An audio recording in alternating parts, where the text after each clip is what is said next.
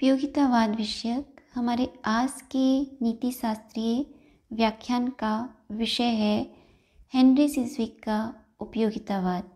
Henry सिस्विक के उपयोगितावाद विषयक आज के इस व्याख्यान में हम इन महत्वपूर्ण बिंदुओं का विस्तृत विवेचन कर और उन्हें स्पष्ट करेंगे कि उपयोगितावाद के विषय में हेनरी सिस्विक का मत क्या है, हेनरी सिस्विक किस प्रकार मनोवैज्ञानिक सुखवाद का खंडन करते हैं, हेनरी सिस्विक नैतिक सुखवाद का समर्थन किस आधार पर करते हैं, हेनरी सिस्विक का उपयोगितावाद विषयक मत अंतः प्रज्ञात्मक उपयोगितावाद क्यों कहलाता है, हेनरी सिस्विक ने किस प्रकार अंतः प्रज्ञावाद के द्वारा स्वार्थमूलक नैतिक सुखवाद एवं सर्वार्थमूलक नैतिक सुखवाद में समन्वय स्थापित किया है।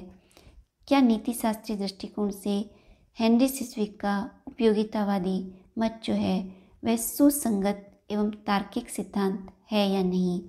साथ ही आज के इस व्याख्यान से संबंधित महत्वपूर्ण परीक्षा उपयोगी प्रश्न कौन कौन से हो सकते हैं उन्हें भी स्पष्ट करेंगे। जर्मी बेंथम एवं जॉन स्टुअर्ट मिल की भांति हेनरी सिस्विक भी सुखमूलक उपयोगितावाद के प्रमुख समर्थक एवं विचारक हुए हैं। हेनरी सिस्विक का उपयोगितावाद विषयक जो दृष्टिकोण जो है वह अंतः प्रज्ञात्मक उपयोगितावाद कहलाता है।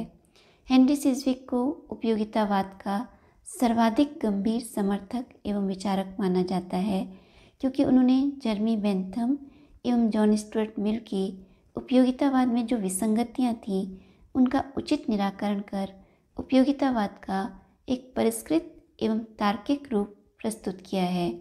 हेनरी सिस्विक के नैतिकता विषयक विचारों का विस्तृत विवेचन हमें उनकी पुस्तक मेथड्स ऑफ एथिक्स में प्राप्त होता है।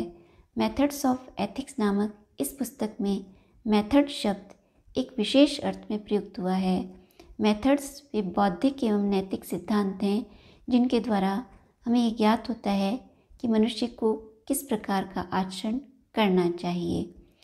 हेनरी सिस्विक ने अपने नीति शास्त्रीय विचारों का विवेचन 3 प्रमुख सिद्धांतों के माध्यम से किया है: अंतः प्रज्ञावाद, स्वार्थमूलक नैतिक सुखवाद एवं सर्वार्थमूलक नैतिक सुखवाद। सिस्विक ने अंतः प्रज्ञावाद के द्वारा स्वार्थमूलक नैतिक सुखवाद एवं सर्वार्थमूलक नैतिक सुखवाद में उचित समन्वय स्थापित कर अपना उपयोगितावादी दृष्टिकोण प्रस्तुत किया है। अंतः प्रज्ञावाद पर आधारित होने के कारण ही हेनरी सिस्विक का उपयोगितावाद विषयक दृष्टिकोण अंतः प्रज्ञात्मक उपयोगितावाद कहलाता है। हेनरी सिस्विक से पूर्व जो जर्मी बेंथम और जॉन स्टुअर्ट मिल हुए हैं उनसे हेनरी सिस्विक नैतिक सुखवाद को लेकर उनसे सहमत हैं। हेनरी सिस्विक भी जर्मी बेंथम और जॉन स्टुअर्ट मिल की भांति ये स्वीकार करते हैं कि सुख ही स्वतः साध्य, शुभ एवं वांछनीय है। मनुष्य के प्रत्येक कर्म का उद्देश्य सुख प्राप्ति है। जो कर्म सुख प्राप्ति में सहायक है वह शुभ और जो इसमें बाधक है वह अशुभ है। वही कर्म शुभ है जिसके द्वारा अधिक से अधिकतम व्यक्तियों का जिसमें सुख या हित निहित हो। वही कर्म जो अधिकतम व्यक्तियों के अधिकतम सुख या हित में सहायक है वह शुभ और जो इसमें बाधक है वह अशुभ है। अतः सुखी मानवीय जीवन के समस्त कर्मों का प्रयोजन होने के कारण हमारा ये नैतिक कर्तव्य है कि इस विश्व में हम अधिक से अधिक सुख की उत्पत्ति एवं वृद्धि में सहायक हो और इसके लिए प्रयत्नशील रहें। इस प्रकार हेनरी सिस्विक जो है सुख को ही स्वतः साध्य, शुभ एवं वांछनीय मानकर नैतिक सुखवाद का समर्थन करते हैं। हेनरी सिस्विक से पूर्व जर्मी बेंथम एवं जॉन स्टुअर्ट मिल ने नैतिक सुखवाद का समर्थन मनोवैज्ञानिक सुखवाद के आधार पर किया था। हेनरी सिस्विक के मतानुसार जो मनोवैज्ञानिक सुखवाद है वह नितांत एकांगी एवं अनुचित सिद्धांत है। इसके आधार पर नैतिक सुखवाद की स्थापना नहीं की जा सकती। नैतिक सुखवाद के 2 प्रमुख प्रकार हैं, एक स्वार्थमूलक नैतिक सुखवाद और दूसरा सर्वार्थमूलक नैतिक सुखवाद। हेनरी सिस्विक का मत है कि इन दोनों ही सिद्धांतों की स्थापना मनोवैज्ञानिक सुखवाद के आधार पर नहीं की जा सकती। हेनरी सिस्विक कहते हैं कि यदि मनुष्य सुख प्राप्ति की इच्छा से प्रेरित होकर ही विभिन्न कर्मों में प्रवृत्त होता है, अर्थात मनुष्य के प्रत्येक कर्म का उद्देश्य सुख प्राप्ति की इच्छा ही है, तो मनुष्य के लिए कहना निरर्थक है कि उसे सुख प्राप्ति के लिए कर्म करना चाहिए, क्योंकि यदि मनुष्य स्वभावतः ही उन कर्मों की ओर प्रवृत्त होता है जिनमें सुख निहित है, या वह सुख प्राप्ति की इच्छा से प्रेरित होकर ही समस्त कर्मों में प्रवृत्त होता है, तो फिर सुख को मनुष्य के कर्तव्य का निर्धारण करने का आधार मानना निरर्थक है। इसी प्रकार यदि मनुष्य केवल व्यक्तिगत हित या सुख को दृष्टिगत रखकर ही विभिन्न कर्मों में प्रवृत्त होता है, तो मनुष्य के लिए अधिकतम व्यक्तियों के अधिकतम सुख की या हित की अपेक्षा करना अनुचित है। हेनरी सिज़विक का मत है कि यदि मनुष्य केवल व्यक्तिगत सुख या हित को दृष्टिगत रखते हुए विभिन्न कर्मों की ओर उन्मुख होता है और वह तब तक दूसरों के लिए किसी कर्म में प्रवृत्त नहीं होता जब तक उसमें उसका कोई व्यक्तिगत हित या कल्याण निहित नहीं हो, तो फिर मनुष्य से इसकी अपेक्षा करना निरर्थक है कि वह अधिकतम व्यक्तियों के अधिकतम सुख या हित के लिए प्रयत्नशील हो। इस प्रकार हेनरी सिज़विक ये स्पष्ट करते हैं कि मनोवैज्ञानिक सुखवाद के द्वारा न तो स्वार्थमूलक नैतिक सुखवाद की स्थापना की जा सकती है और न ही सर्वार्थमूलक नैतिक सुखवाद की स्थापना की जा सकती है। मनोवैज्ञानिक सुखवाद का खंडन करते हुए हेनरी सिज़विक स्पष्ट करते हैं कि मनोवैज्ञानिक सुखवाद मानवीय कर्मों के प्रयोजन की संतोषजनक व्याख्या नहीं करता। मनोवैज्ञानिक सुखवाद के अनुसार मनुष्य सुख प्राप्ति की इच्छा से प्रेरित होकर ही विभिन्न कर्मों में प्रवृत्त होता है, अर्थात मनुष्य की प्रत्येक कर्म की ओर प्रवृत्ति सुख प्राप्ति की इच्छा ही होती है। किंतु सिज़विक का मत है कि मनुष्य सुख प्राप्ति की इच्छा से प्रेरित होकर विभिन्न कर्मों में प्रवृत्त नहीं होता, अपितु वह उन वस्तुओं की इच्छा करता है जिनके द्वारा उसे सुखानुभूति होती है। जैसे कोई मनुष्य भूखा है तो वह भोजन की इच्छा करता है, न कि उसके परिणाम स्वरूप प्राप्त होने वाले सुख की। यद्यपि भोजन करने पर उसे सुखानुभूति होती है, किंतु जब वह भूखा होता है तो वह भोजन की ही इच्छा करता है। हेनरी सिज़विक सुखवाद के विरोधाभास के द्वारा भी मनोवैज्ञानिक सुखवाद का खंडन करते हैं। हेनरी सिज़विक के मतानुसार मनुष्य को किसी भी कर्म को करने के लिए यह आवश्यक है कि वह उस कर्म के परिणाम स्वरूप प्राप्त होने वाले सुख को भूल जाए। जब मनुष्य पूर्ण मनोयोग से युक्त होकर और उस कर्म के परिणाम स्वरूप प्राप्त होने वाले सुख को भूलकर उस कर्म को करता है, तभी वह उस कर्म का जो है पूर्ण मनोयोग और सफलतापूर्वक क्रियान्वयन करने में समर्थ होता है। हेनरी सिज़विक एक उदाहरण के द्वारा स्पष्ट करते हैं कि जैसे कोई खिलाड़ी है, वह जब किसी खेल में प्रवृत्त होता है तो उसके लिए आवश्यक है कि उस खेल के परिणाम स्वरूप प्राप्त होने वाले सुख को वह भूल जाए। यदि खिलाड़ी खेलते समय उस खेल से प्राप्त होने वाले सुख को ही स्मरण रखेगा तो वह कभी भी उस खेल को जो है सफलतापूर्वक या पूर्ण मनोयोग से क्रियान्वित नहीं कर पाएगा। जब खिलाड़ी उस खेल के परिणाम स्वरूप प्राप्त होने वाले सुख को भूलकर और पूर्ण मनोयोग से खेल में प्रवृत्त होता है, तभी वह उसका सफल क्रियान्वयन करने में समर्थ होता है। हेनरी सिज़विक का मत है कि मनुष्य के लिए इसी प्रकार प्रत्येक कर्म को करते हुए उसके परिणाम स्वरूप प्राप्त होने वाले सुख को भूल जाना चाहिए। इसे ही सुखवाद के विरोधाभास की संज्ञा दी गई है। हेनरी सिज़विक मनोवैज्ञानिक सुखवाद का खंडन करते हुए कहते हैं कि मनोवैज्ञानिक सुखवाद के मतानुसार मनुष्य केवल सुख प्राप्ति की इच्छा से प्रेरित होकर ही विभिन्न कर्मों में प्रवृत्त होता है, किंतु सिज़विक का मत है कि मनुष्य केवल सुख प्राप्ति की इच्छा से प्रेरित होकर ही विभिन्न कर्मों में प्रवृत्त नहीं होता। मनुष्य के लिए सुख के अतिरिक्त अन्य प्रयोजन भी होते हैं, जैसे मनुष्य परोपकार की भावना से प्रेरित होकर या विशुद्ध कर्तव्य की चेतना से प्रेरित होकर भी विभिन्न कर्मों में प्रवृत्त होता है। इस प्रकार हेनरी सिज़विक मनोवैज्ञानिक सुखवाद का खंडन कर ये स्पष्ट करते हैं कि इसके द्वारा न तो नैतिक सुखवाद के स्वार्थमूलक प्रकार की स्थापना की जा सकती है और न ही इसके द्वारा सर्वार्थमूलक नैतिक सुखवाद की स्थापना की जा सकती है। हेनरी सिज़विक अंतःप्रज्ञावाद के द्वारा स्वार्थमूलक नैतिक सुखवाद एवं सर्वार्थमूलक नैतिक सुखवाद का समर्थन कर ये स्पष्ट करते हैं कि अंतःप्रज्ञावाद के द्वारा ही इन दोनों सिद्धांतों में समन्वय स्थापित किया जा सकता है। अंतःप्रज्ञावाद के द्वारा सर्वार्थमूलक सुखवाद या उपयोगितावाद का समर्थन करने के कारण ही हेनरी सिस्विक का जो मत है वह अंतःप्रज्ञात्मक उपयोगितावाद कहलाता है। अंतःप्रज्ञा मनुष्य की एक वह मानसिक, बौद्धिक और क्षमता है जिसके द्वारा मनुष्य को किसी भी कर्म के उचित या अनुचित होने का ज्ञान साक्षात होता है। अंतःप्रज्ञा के द्वारा जिन कर्मों एवं नियमों के औचित्य का ज्ञान होता है उन्हें प्रमाणित करने के लिए किसी तर्क या प्रमाण की आवश्यकता नहीं होती, क्योंकि ये स्वतः सिद्ध होते हैं। अंतःप्रज्ञावाद के द्वारा जिन कर्मों एवं नियमों का ज्ञान होता है वे स्वतः सिद्ध होते हैं, उन्हें तर्क के द्वारा प्रमाणित करने की आवश्यकता नहीं होती। जैसे कि किसी व्यक्ति ने यदि हमारे प्रति उपकार किया है तो उसके प्रति कृतज्ञ होना अनुचित है, इसका ज्ञान हमें अपनी अंतःप्रज्ञा के द्वारा स्वतः ही होता है। इस प्रकार सिस्विक जो है अंतःप्रज्ञावाद के द्वारा ही स्वार्थमूलक एवं सर्वार्थमूलक नैतिक सुखवाद का समर्थन करते हुए ये कहते हैं कि स्वार्थमूलक और सर्वार्थमूलक नैतिक सुखवाद जो है इनकी जो प्रामाणिकता है इसकी हमें अंतःप्रज्ञावाद के द्वारा इनकी प्रामाणिकता हमें स्पष्ट स्वतः सिद्ध प्रतीत होती है। सिस्विक के मतानुसार सुख ही स्वतः साध्य, शुभ एवं वांछनीय है। स्वार्थमूलक नैतिक सुखवाद एवं सर्वार्थमूलक नैतिक सुखवाद के विचारकों को सुख की शुभता एवं वांछनीयता जो है अंतःप्रज्ञावाद के द्वारा स्वतः सिद्ध प्रतीत होती है। जो स्वार्थमूलक नैतिक सुखवाद के समर्थक एवं विचारक हैं उन्हें अंतःप्रज्ञावाद के द्वारा यह स्वतः सिद्ध प्रतीत होता है कि वही कर्म शुभ है जो व्यक्तिगत हित में सहायक है। जो कर्म व्यक्तिगत हित या कल्याण में सहायक नहीं है वह अशुभ है। मनुष्य उसी कर्म की ओर प्रवृत्त होगा जिसमें उसका कोई व्यक्तिगत हित या कल्याण अंतर्निहित हो। इसी प्रकार जो सर्वार्थमूलक नैतिक सुखवाद के समर्थक हैं उन्हें भी अंतःप्रज्ञावाद के द्वारा यह स्वतः सिद्ध प्रतीत होता है कि वही कर्म शुभ है जिसके द्वारा अधिकतम व्यक्तियों का अधिकतम हित या कल्याण संभव हो। जो कर्म अधिकतम व्यक्तियों के अधिकतम हित या कल्याण में सहायक है वह शुभ और जो इसमें बाधक है वह अशुभ है।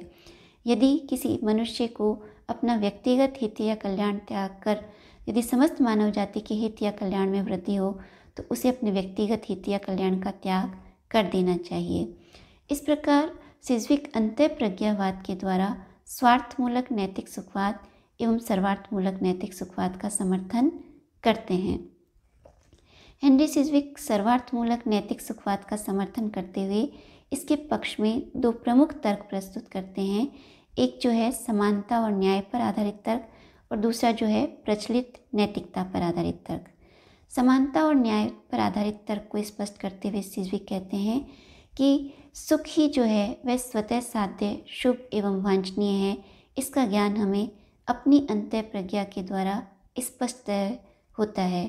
वही कर्म शुभ है जो मनुष्य की सुख प्राप्ति में सहायक है और जो कर्म सुख प्राप्ति में बाधक है वह अशुभ है। अतः हमारा ये नैतिक कर्तव्य है कि इस विश्व में हम अधिक से अधिक सुख प्राप्ति एवं उसकी सुख की उत्पत्ति एवं वृद्धि में सहायक हो, इसके लिए सतत प्रयत्नशील रहें।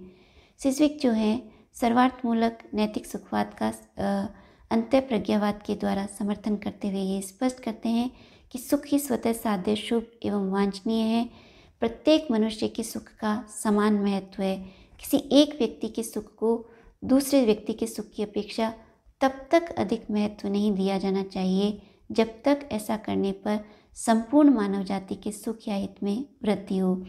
सभी व्यक्तियों के सुखों को समान महत्व देकर सिस्विक जो है समानता और न्याय पर आधारित इस तर्क के द्वारा जो है सर्वार्थमूलक नैतिक सुखवाद का समर्थन करते हैं। हेनरी सिस्विक समानता एवं न्याय पर आधारित तर्क के द्वारा प्रत्येक मनुष्य के सुख को समान महत्व प्रदान करते हैं, किंतु साथ ही यह भी स्पष्ट करते हैं कि यदि समग्र मानव जाति के हित एवं कल्याण के लिए हमें व्यक्तिगत सुख या हित का त्याग करना हो तो हमें अवश्य करना चाहिए। सिस्विक का मत है कि हमें दूसरों के प्रति वैसा ही आचरण करना चाहिए जैसा कि हम दूसरों से अपेक्षा करते हैं। जिस प्रकार हम दूसरों के द्वारा किए गए किसी अनुचित व्यवहार को स्वयं के लिए अनुचित मानते हैं, तो हमारा ये नैतिक कर्तव्य है कि उस प्रकार का अनुचित व्यवहार हम दूसरों के प्रति नहीं करें। सिस्विक के मतानुसार इस संसार में सुख ही स्वतः साध्य, शुभ एवं वांछनीय होने के कारण हमें सतत अधिक से अधिक मानव जाति के हित एवं कल्याण एवं सुख के लिए सतत प्रयत्नशील रहना चाहिए, क्योंकि समग्र मानव जाति के सुख या हित या कल्याण में ही हमारा व्यक्तिगत हित और कल्याण अंतर्निहित है। कई बार जब समग्र मानव जाति के हित या कल्याण के लिए हमें व्यक्तिगत हित का त्याग करना हो तो हमें अवश्य कर देना चाहिए। इस प्रकार परोपकार की भावना से प्रेरित होकर जब मनुष्य अपने व्यक्तिगत हित या कल्याण का त्याग करके समग्र मानव जाति के हित के लिए प्रयत्नशील होता है तो इसे ही सिज्विक ने परोपकार मूलक सिद्धांत कहा है। सिज्विक सर्वार्थमूलक सुखवाद के समर्थन में जो दूसरा प्रमुख तर्क प्रस्तुत करते हैं वह प्रचलित नैतिकता का तर्क है। प्रचलित नैतिकता के तर्क के द्वारा सिज्विक ये स्पष्ट करते हैं कि प्रचलित नैतिकता जिन नैतिक नियमों का समर्थन करती हैं वे उपयोगितावादी दृष्टिकोण पर ही आधारित हैं। प्रचलित नैतिकता पर आधारित नैतिक नियम समस्त मानव जाति के हित और कल्याण में सहायक हैं। प्रचलित नैतिकता के आधार पर जब ये कहा जाता है कि सत्य बोलना चाहिए, दूसरों को धोखा नहीं देना चाहिए, संकट के समय एक दूसरे की सहायता करनी चाहिए, किसी भी मनुष्य के साथ अनुचित व्यवहार नहीं करना चाहिए आदि जितने भी नैतिक नियम हैं वे नैतिक नियम जो हैं उपयोगितावादी दृष्टिकोण पर ही आधारित हैं। सिज्विक के मतानुसार जो प्रचलित नैतिकता पर आधारित नियम हैं वे किसी एक व्यक्ति और समुदाय के द्वारा किसी विशेष समय में उत्पन्न नहीं किए गए या इनका प्रतिपादन किसी एक व्यक्ति या समुदाय के द्वारा नहीं किया गया। ये समग्र मानव जाति के दीर्घकालिक अनुभव का परिणाम है और समग्र मानव जाति के हित और कल्याण को दृष्टिगत रखते हुए ही इन सिद्धांतों का प्रतिपादन हुआ है। सिज्विक का मत है कि कई बार ऐसी परिस्थितियां आती हैं जब प्रचलित नैतिकता और उपयोगितावादी नैतिकता में संघर्ष उत्पन्न हो सकता है। ऐसी स्थिति में मनुष्य के लिए यह आवश्यक है कि वह प्रचलित नैतिकता के स्थान पर उपयोगितावादी नैतिकता का समर्थन करे। यद्यपि सिज्विक का मत है कि ऐसी परिस्थितियां बहुत कम आती हैं, किंतु जब भी आएँ तो मानव जाति के हित और कल्याण को दृष्टिगत रखते हुए यह आवश्यक है कि प्रचलित नैतिकता के स्थान पर उपयोगितावादी नैतिकता का समर्थन किया जाए। सिज्विक ने इस प्रकार समानता एवं न्याय पर आधारित तर्क एवं प्रचलित नैतिकता के द्वारा सर्वार्थमूलक नैतिक सुखवाद का समर्थन किया है। सिज्विक सर्वार्थमूलक नैतिक सुखवाद के साथ साथ स्वार्थमूलक नैतिक सुखवाद का समर्थन भी अंतःप्रज्ञावाद के द्वारा करते हैं। सिज्विक के मतानुसार जिस प्रकार हमें अपनी अंतःप्रज्ञा के द्वारा इस बात की स्पष्ट या साक्षात अनुभूति होती है कि अधिकतम व्यक्तियों के अधिकतम सुख या हित के लिए किया गया प्रत्येक कर्म शुभ है, उसी प्रकार हमें अपनी अंतःप्रज्ञा के द्वारा इसकी भी साक्षात या स्पष्ट अनुभूति होती है कि प्रत्येक मनुष्य को अपने व्यक्तिगत हित और कल्याण के लिए यथासंभव प्रयास करने चाहिए। सिज्विक ने आत्म प्रेम के नियम के द्वारा जो है स्वार्थमूलक नैतिक सुखवाद का समर्थन करते हुए स्पष्ट किया है कि आत्म प्रेम के नियम के द्वारा हमें इसकी स्वतः सिद्ध प्रतीति होती है कि प्रत्येक मनुष्य को अपने व्यक्तिगत हित और कल्याण के लिए कर्म करने चाहिए। सिज्विक के मतानुसार जो ये आत्म प्रेम का नियम है वह जो है प्रचलित नैतिकता के द्वारा भी इसकी महत्ता को स्वीकार किया गया है।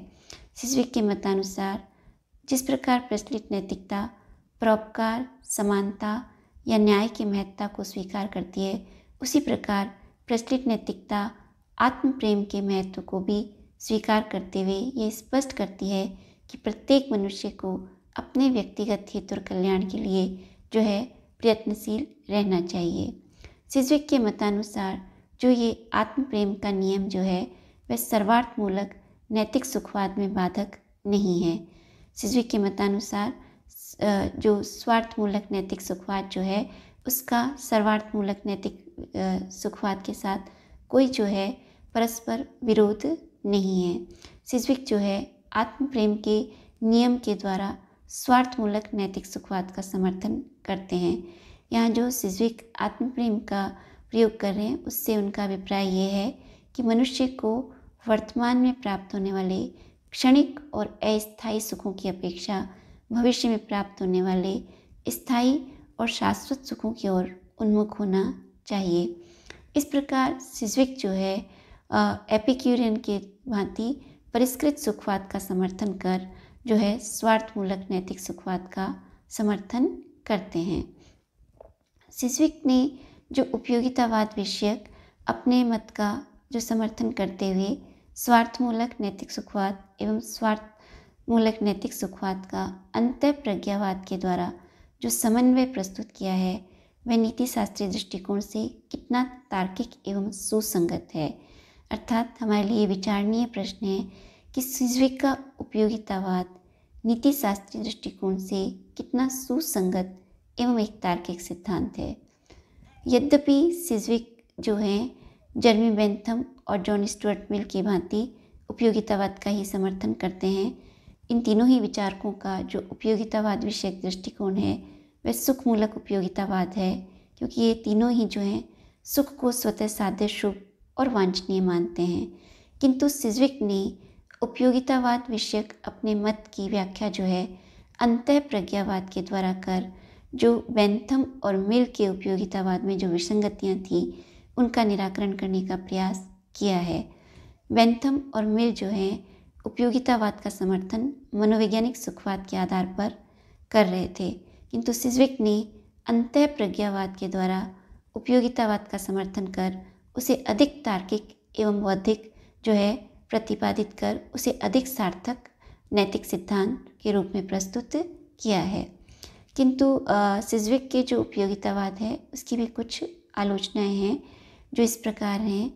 सिस्विक जो है उपयोगितावाद विषयक अपना जो दृष्टिकोण है उसका समर्थन करते हुए अंतःप्रज्ञावाद के द्वारा जो है उपयोगितावाद की व्याख्या करते हैं। साथ ही वे अंतःप्रज्ञावाद के द्वारा सर्वार्थमूलक नैतिक सुखवाद एवं स्वार्थमूलक नैतिक सुखवाद में समन्वय करने का प्रयास करते हैं, किंतु सिस्विक इस समन्वय में पूर्णतः सफल नहीं हो सके, क्योंकि जो स्वार्थमूलक नैतिक सुखवाद और सर्वार्थमूलक नैतिक सुखवाद जो हैं वे परस्पर विरोधी सिद्धांत हैं। जहाँ सर्वार्थमूलक नैतिक सुखवाद जो है अधिकतम व्यक्तियों के अधिकतम सुख या हित को ही समस्त मानवीय कर्मों का प्रमुख आधार मानता है, वहीं स्वार्थमूलक नैतिक सुखवाद व्यक्तिगत हित या कल्याण को ही मानवीय कर्मों का प्रयोजन सिद्ध करता है। अतः जहाँ सर्वार्थमूलक नैतिक सुखवाद यह स्पष्ट करता है कि मनुष्य को वही कर्म करना चाहिए जिसमें अधिकतम व्यक्तियों का अधिकतम हित या कल्याण अंतर्निहित हो। यदि मनुष्य को अधिकतम व्यक्तियों के अधिकतम हित या कल्याण के लिए अपने सुख का त्याग करना हो तो वह भी उसे करना चाहिए, जबकि स्वार्थमूलक नैतिक सुखवाद जो है वह सदैव मनुष्य को व्यक्तिगत हित और कल्याण के लिए प्रेरित करता है। सिस्विक ने इन दोनों सिद्धांतों में समन्वय स्थापित करते हुए कहा है कि इनमें जो ये विरोध प्रतीत हो रहा है ये व्यवहारिक बुद्धि का विरोध है, किंतु सैद्धांतिक दृष्टिकोण से भी यदि देखा जाए तो सिस्विक का जो ये प्रयास है वह पूर्णतः सार्थक नहीं है, क्योंकि ये दोनों सिद्धांत जो हैं प्रकृति के आधार पर, अपनी अपनी प्रकृति के आधार पर परस्पर विरोधी और विपरीत सिद्धांत हैं। इसी प्रकार सिस्विक जो है उपयोगितावाद का समर्थन करते हैं और उपयोगितावाद जो है अधिकतम व्यक्तियों के अधिकतम सुख या हित की बात करता है। तो प्रश्न ये है, क्या सुख की अधिकता और न्यूनता का मापन किया जा सकता है या नहीं? यद्यपि सिस्विक ने सुख के मापन के लिए कोई सिद्धांत प्रस्तुत नहीं किया है, किंतु सिस्विक से पूर्व जैसे कि हमने देखा कि बेंथम ने सुखों के मापन के लिए सुख कलन का सिद्धांत प्रस्तुत किया था, किंतु सुख कलन का सिद्धांत जो है विरोधाभासों से परिपूर्ण है, वह पूर्णतः तार्किक सिद्धांत नहीं है। अतः जब उपयोगितावाद में अधिकतम व्यक्तियों के अधिकतम सुख की बात की जाती है तो प्रश्न यह है कि सुख का मापन किस प्रकार किया जाए। वस्तुतः सुख जो है एक वैयक्तिक अनुभूति है और प्रत्येक मनुष्य के सुख की अनुभूति के आधार भिन्न भिन्न हुआ करते हैं। सुख का जो है भौतिक वस्तुओं की भांति मापन नहीं किया जा सकता। उपयोगितावाद जो है एक परिणाम सापेक्ष सिद्धांत है जो परिणामों को महत्व प्रदान करता है। जब वो ये कहता है कि वही कर्म करना चाहिए जिसमें अधिकतम व्यक्तियों का अधिकतम हित या कल्याण निहित हो, किंतु किसी भी कर्म का जो परिणाम है वह पूर्णतः मानवीय पुरुषार्थ के अधीन नहीं है। किसी भी कर्म के जो परिणाम होते हैं वे देश काल और परिस्थितियों पर आधारित होते हैं और जो है ये मनुष्य के पूर्णतः पुरुषार्थ के अधीन नहीं होने के कारण किसी भी कर्म के परिणाम के विषय में कुछ भी निश्चयतापूर्वक कहना अत्यंत कठिन है। इस प्रकार सिज्विक के उपयोगितावाद की ये कुछ प्रमुख आलोचनाएं हैं। सिज्विक के उपयोगितावाद विषयक आज के इस व्याख्यान से संबंधित कुछ महत्वपूर्ण प्रश्न इस प्रकार हैं। सिज्विक के उपयोगितावाद का विस्तृत विवेचन कीजिए। उपयोगितावाद के विषय में सिज्विक के मत का स्पष्टीकरण करते हुए ये स्पष्ट कीजिए कि सिज्विक जो है बेंथम और मिल की अपेक्षा अधिक सुसंगत और परिष्कृत उपयोगितावादी विचारक हैं। सिज्विक किस प्रकार अंतःप्रज्ञावाद के द्वारा स्वार्थमूलक नैतिक सुखवाद एवं सर्वार्थमूलक नैतिक सुखवाद में समन्वय स्थापित करते हैं उसे स्पष्ट कीजिए। क्या सिज्विक का उपयोगितावाद जो है नीति शास्त्रीय दृष्टिकोण से एक सुसंगत एवं तार्किक सिद्धांत है या नहीं, इस विषय में अपने दृष्टिकोण को स्पष्ट कीजिए। सिज्विक के सुखवाद के विरोधाभास की अवधारणा को स्पष्ट कीजिए। प्रचलित नैतिकता से क्या अभिप्राय है उसे स्पष्ट कीजिए। सिज्विक ने जो सर्वार्थमूलक नैतिक सुखवाद के समर्थन में जो दो प्रमुख तर्क प्रस्तुत किए हैं उन तर्कों की विस्तृत अवधारणा जो है स्पष्ट कीजिए। अर्थात सर्वार्थमूलक नैतिक सुखवाद के विषय में सिज्विक द्वारा प्रस्तुत किए गए तर्क जो हैं उनका विस्तृत विवेचन कीजिए। सिज्विक जो है उन्होंने स्वार्थमूलक नैतिक सुखवाद का समर्थन जो है अंतःप्रज्ञावाद के द्वारा किस प्रकार किया है उसे स्पष्ट कीजिए। सिज्विक के उपयोगितावाद का आलोचनात्मक परीक्षण करते हुए ये स्पष्ट कीजिए कि सिज्विक का उपयोगितावाद नीति शास्त्रीय दृष्टिकोण से एक सुसंगत तार्किक सिद्धांत है या नहीं है।